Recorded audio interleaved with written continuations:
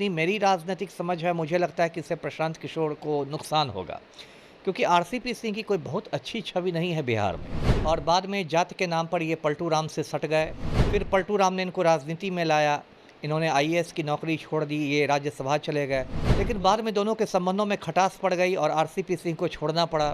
उसके बाद इन्होंने एक क्षत्रिय पार्टी बना ली जिसका नाम था आशा, आप सबकी आवाज़। और अभी 1-2 घंटे पहले की खबर आ रही है कि इन्होंने अपनी पार्टी को जन स्वराज पार्टी जो प्रशांत किशोर की है उसमें विलय करा दी है। कूड़ेदान, ये राजनीतिक कूड़ेदान बन गई है कि जो नेता किसी पार्टी में एडजस्ट नहीं हो पाता है वो जन स्वराज में चला जाता है, लेकिन लॉन्ग रन में तो फिर जन स्वराज पार्टी भी बाकी पार्टियों की तरह ही रह जाएगी। नमस्कार, मैं प्रेम, आप देख रहे हैं एमके न्यूज इंडिया। देखिए, बिहार में इसी बस विधानसभा चुनाव है, ऐसे में तमाम पार्टियां जो है अपने अपने कुनबे को मजबूत कर रहे हैं। वहीं आपको बता रहे हैं कि दल बदल के साथ अब पार्टियों को जो विलय करने का भी प्रक्रिया तेज हो गया है। आपको बता दें कि जेडीयू के पूर्व राष्ट्रीय अध्यक्ष आरसीपी सिंह आज जो है प्रशांत किशोर की पार्टी जन स्वराज में जो है विलय कर दिया है और विलय करते ही बड़ा बयान देते हुए नजर आ रहे हैं। उनका कहना है कि अब जो है जन स्वराज पार्टी नहीं, एक जनता का जो है राज्य है जिसमें जो है सुखद जीवन और उनकी हक की जो है लड़ाई के लिए ये पार्टी बना हुआ है। अगर जो पार्टी हमने बनाया था वो पार्टी जो है अगर विकास करने लगे, अगर उनको हम धरातल पर उतारने लगे तो 5 साल लगेंगे।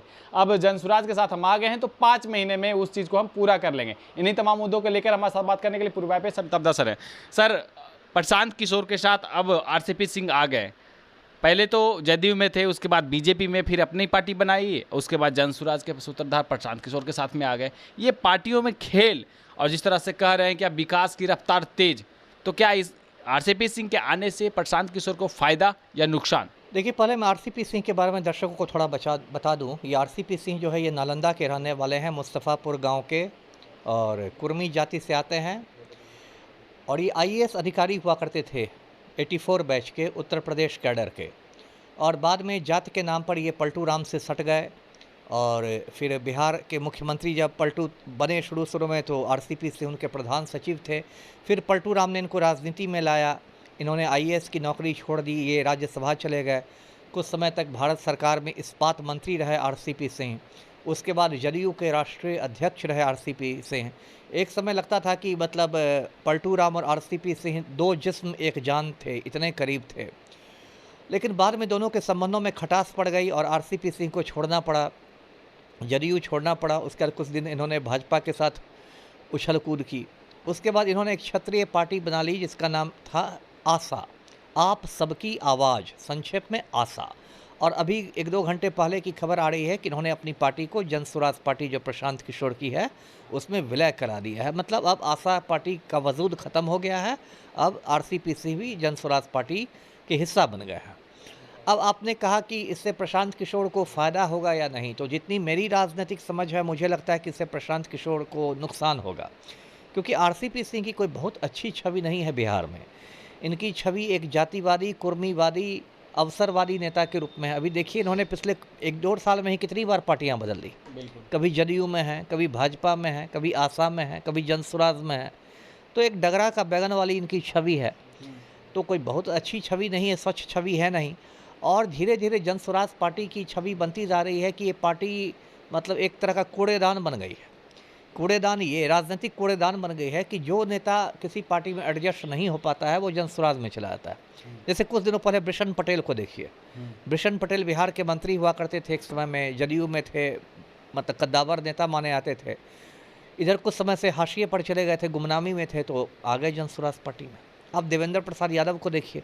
देवेंद्र प्रसाद यादव एक समय राजद के बड़ा चेहरा हुआ करते थे, केंद्रीय मंत्री हुआ करते थे, फिर गुमनामी में चले गए तो जन स्वराज पार्टी।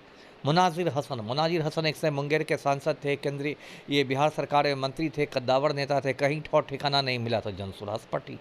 तो ये जो जन स्वराज पार्टी की छवि बन रही है कि आप कूड़ेदान बन गए हैं रिजेक्ट हुए नेताओं का, ये कोई अच्छी छवि नहीं बन रही है। और भले प्रशांत किशोर को लगे कि शॉर्ट टर्म में मतलब कुछ उनकी ताकत बढ़ जाएगी, एक पूर्व केंद्रीय मंत्री शामिल हो जाएंगे, जदयू के पूर्व राष्ट्रीय अध्यक्ष शामिल हो जाएंगे, तो लेकिन लॉन्ग रन में तो फिर जन स्वराज पार्टी भी बाकी पार्टियों की तरह ही रह जाएगी। तो फिर जो आप बड़ी बड़ी बातें करते हैं कि हम भाई बिहार में एकदम राजनीति की दशा और दिशा बदलना चाहते हैं, तो हम पलायन को रोक देंगे, तो हम नया बिहार बनाएंगे, तो क्या होगा, ये तो मतलब नई बोतल में पुरानी शराब है ना। बोतल नहीं है जन स्वराज पार्टी, लेकिन शराब क्या है, देवेंद्र यादव, मुनाजिर हसन, है ना, ये आपको आरसीपी सिंह। बोतल वही रैपर चेन। क्या फ़र्क हुआ बताइए। आरसीपीसी से पूछा जाएगा ना कि आप इस्पात मंत्री रहे तो आपने बिहार को क्या दिया, क्या एक स्टील कारखाना खुलवा दिया बिहार में, क्या दिया आपने, है ना। तो इससे क्या होगा कि मुझे लगता है कि जन स्वराज पार्टी अपने पैर पर कुल्हाड़ी मार रही है। जी। उन्होंने कहा कि जब हम केंद्र में मंत्री थे तो मैंने 4 घंटे नीतीश कुमार को बताया था कि बिहार में बहुत कुछ खनिज लवण जो है उस पे आप काम कीजिए, बाहर से जो है लोगों को बुलाए, इन्वेस्ट करवाइए, उसको खजाने को निकाला जाए, सोने हैं, ये तमाम चीज़ें हैं, लेकिन उस पे बात नहीं बनी। नहीं नहीं, ठीक है, आप 4 घंटे आपने बताया, 5 घंटे बताया, मैं देखने गया था। क्या है कि आप तो केंद्रीय मंत्री थे ना, आप तो कोई सड़क पर चलने वाले आदमी नहीं थे। खुद आरसीपी सिंह भारत सरकार में कैबिनेट मंत्री थे, तो ये तो अपने मंत्रालय के माध्यम से बिना पहल ले सकते थे। इनको क्या पलटू राम का मोहताज बनने की ज़रूरत थी। मैं ये बात कह रहा हूँ, यदि इतने खनिज थे बिहार में तो इनका इस्पात मंत्रालय भी तो कुछ उसमें पहल कर सकता था। इन्होंने क्या पहल कदमी की। तो आपने कुछ नहीं किया, आप फेंका फेंकी कर रहे हैं कि ये है वो है। तो मुझे नहीं लगता कि इससे जन स्वराज पार्टी को कुछ फ़ायदा होने वाला है। देखिए आरसीपी सिंह की तो अभी बहुत बुरी स्थिति थी, वो तो मतलब एक तरह से सड़क पर आ चुके थे। तो वो तो डूबते को तिनके का सहारा होता है ना। जो आज पशुपति पारस की हालत है पूर्व केंद्रीय मंत्री की, मोटा मोटी वही हालत आरसीपी सिंह की थी। तो इनको तो डूबते को एक तिनके का सहारा मिल गया कि अब जन स्वराज पार्टी में प्रशांत किशोर की पूंछ पकड़ के घूमेंगे। लेकिन जन स्वराज पार्टी को इससे क्या मिला, सिवाय इसके कि उस पार्टी पर अब कूड़ेदान होने का ठप्पा लग जाएगा। जी। विपक्ष वाले भी बोल रहे थे, प्रशांत किशोर भी बोल रहे थे कि 4 लोग जो मिलकर जो है नीतीश के जो है चला रहे हैं, 4 लोगों पर जो टारगेट किया जा रहा था, उसमें जो है आज फिर जो है प्रशांत किशोर बोले, उसके बाद जो है आरसीपी सिंह भी बोल रहे हैं कि 4 लोग मिलकर जो है वो जेडीयू चला रहे हैं। नाम लेते हैं क्या 4 लोग का? 4 लोगों के नाम भी ले रहे हैं क्या? मैं आपसे जानना चाह रहा हूँ।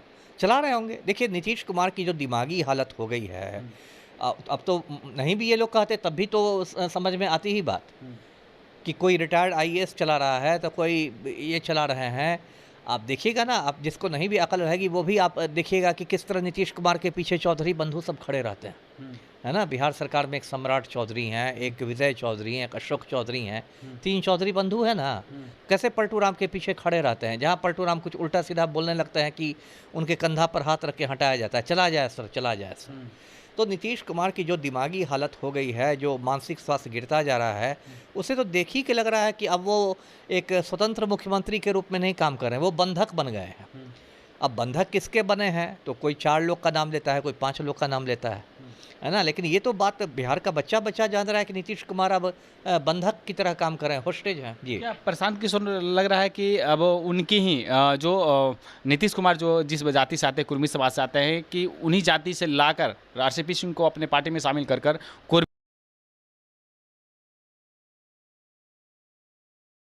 चाह रहे हैं कि देखिए आप ही का जो पाला हुआ या बड़ा बनाया हुआ जो दल का जो नेता है वो अब हमारी पार्टी में आ गया, आप ही का जो है कंधे पर जो है अब गोली चलाएगा। दोनों बात है, दोनों बात है। एक तो मतलब आरसीपी सिंह तो ऐसा नहीं कि एकदम अखिल बिहार नेता है, पूरे बिहार में उनका जनाधार है, ऐसा तो है नहीं। यदि जनाधार है भी थोड़ा बहुत ही मैं मानूंगा तो वो नालंदा में है और कुर्मियों के बीच में है। तो हो सकता है प्रशांत किशोर की ये मंशा हो कि आरसीपी सिंह के बहाने में नालंदा में और कुर्मी वोट बैंक में संध लगा दूं। दूसरी मंशा जो ये भी हो सकती है कि प्रशांत किशोर नीतीश कुमार को चिढ़ाना चाह रहे हों, क्योंकि दर्शकों को याद होगा कि एक समय प्रशांत किशोर जो थे वो जदयू के उपाध्यक्ष थे थोड़े समय के लिए। जदयू के राष्ट्रीय उपाध्यक्ष प्रशांत किशोर ने को बनाया था पलटू राम ने, लेकिन बाद में फिर दोनों में मतभेद हुए तो इन्होंने पार्टी छोड़ दी। तो हो सकता है उन्होंने नीतीश कुमार को चिढ़ाने के लिए ऐसा काम किया हो कि जिस आरसीपी सिंह को आपने बेआबरू करके पार्टी से बाहर किया, मैं उस आरसीपी सिंह को सम्मान दे रहा हूँ। तो ये बात भी हो सकती है। यूजलेस की जगह पर हम यूज कर रहे हैं। बिल्कुल, कि जिसको आपने पार्टी में नहीं इज्जत दी उसको हम इज्जत दे रहे हैं। नीतीश कुमार को ये चिढ़ाने के लिए किया जा रहा हो। कुछ ऐसा लग रहा है कि कुछ इंक्रीज करेगा जन स्वराज को। मैं तो डिक्रीज होने की बात कर रहा हूँ। मैं तो कह रहा हूँ कि जन स्वराज की छवि को धक्का पहुँचेगा। मतलब एक बड़ा ये जो निर्णय लिया गया है वो बहुत बड़ा एक चोट देगा। हाँ, चोट देगा, क्योंकि मैंने कहा ना कि जन स्वराज की छवि दिनों दिन बनती जा रही है कि ये एक राजनीतिक कूड़ेदान हो गया। बिहार में एक राजनीतिक कूड़ेदान आ गया है। आज जो नेता कहीं एडजस्ट नहीं कर पाता है तो चलो जनसुराज में चलो। जी धन्यवाद। तो देखिए, इन्होंने साफ तौर पे कहा है कि बोतल वही है, सिर्फ रैपर चेंज हुआ है। और जिस तरह से जनसुराज में पार्टियों के बीच जो पार्टी में आने का जो सिलसिला जारी है, जो लोग वही लोग आ रहे हैं, जो बोतल वही है लेकिन रैपर चेंज है, मतलब जिनका अस्तित्व जो है अब राजनीति में, करियर में जो दब गया है, खत्म होने के कगार पर है, वही लोग जो है अब प्रशांत किशोर की पार्टी जनसुराज में आ रहे हैं। इससे जो है जनसुराज पार्टी की जो कद है वो गिरता जा रहा है और कूड़ेदान की तरह वो बनता जा रहा है। अब देखना होगा कि जनसुराज किस तरह से आगे की जो प्रक्रिया और रणनीति तैयार करती है। फिलहाल इस खबर में इतना है। देखते रहिए, धन्यवाद।